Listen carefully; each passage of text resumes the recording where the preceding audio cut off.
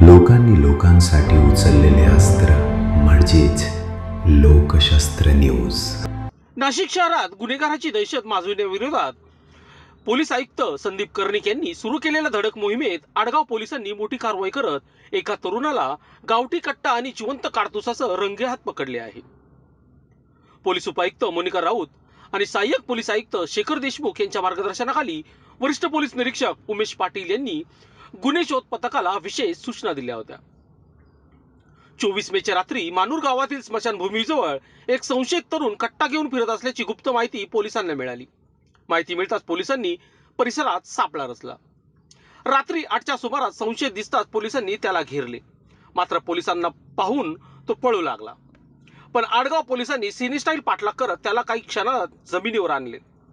अटक करण्यात आलेले आरोपी प्रेम विजय आहेर, वय वर्ष 20, राहणार चिल्लर रोड, नाशिक रोड असे असून त्याच्या अंगझडतीत 20,000 रुपयांचा गावठी कट्टा आणि 1,000 रुपयांचे जिवंत काडतूस जप्त करण्यात आले आहे आणि असा एकूण 21,000चा मुद्देमाल पोलिसांनी हस्तगत केला आहे।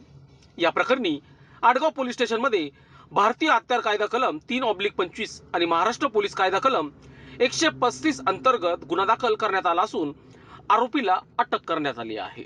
वृत्तसंकलन विभाग, आडगाव, नाशिक। लोकांनी लोकांसाठी उचललेले अस्त्र म्हणजेच लोकशस्त्र न्यूज।